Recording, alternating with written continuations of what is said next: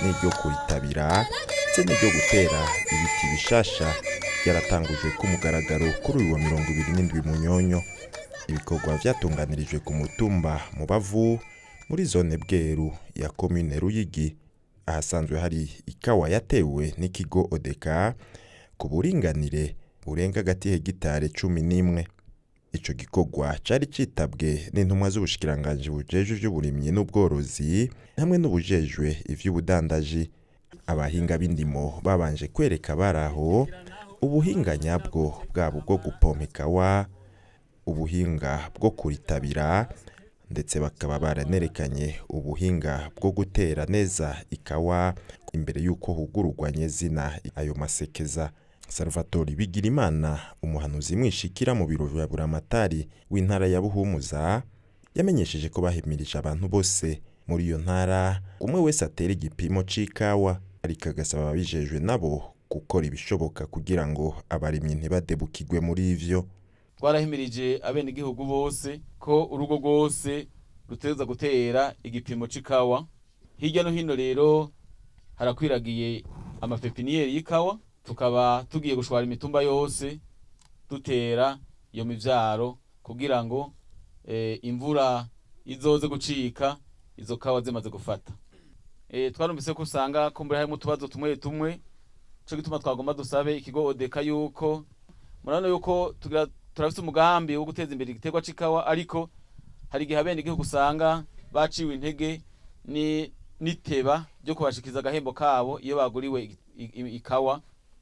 Tukasaba rero ababijejwe yuko boza baritunganya hakiri kare kugira ngo bitere intege abene igihugu iyo tubahimiza gutera ikawa, nabo rero bagatunganirizwa hakiri kare, biraheza bigatuma babikora bavyiyumvamwo, gutyo tugasanga dushobora gushika kwihangiro twihaye bitagoranye. Ubuyobozi bujeje uburimyi mu ntara ya Buhumuza biyemeza ko abarimyi bafise ibipimo vy'ikawa abafundi b'indimo bazobibapompera. Abene igihugu mwese mufise ibipimo tuzobapompera. Abafundi bari ku mitumba bazopoma, turafise bama batunganya ibirangamisi vy'ipompa. Turabasa ko abafundi b'indimo n'abajeje intwaro ku mutumba boca bagira vya birangamisi vyabo kugira ngo babandanye bapompa izikawa mbere bazifumbira, n'abakene imivyaro mishashi nabo nyine bayironswe ku rugero wabo bayipfuzako. Umunganizi w'umushikiranganje ajeje ubudandaji akaba yarateye akamo kubakurikirana ico gisata hamwe no kubarimye ngo bungurunani gutyo bateze imbere ico gitegwa ngira akamaro kwiterambere ry'igihugu.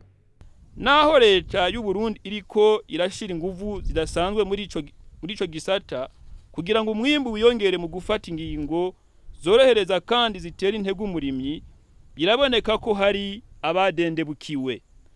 Ni naco gituma duteye akamo abarimyi b'ikawa bose, abajejwe uburimyi eka n'abajejwe intwaro mu nzego zose kungurunani bakurikirane ivyo bikorwa kugira biranguke neza.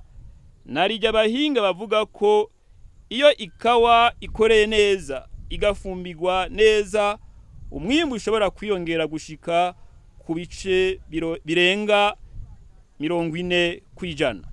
Murumva ko ari nkenerwa ko twitwararika ikawa zacu mu kuzikorera neza, gutyo tugira uruhara mu iterambere ry'igihugu cacu.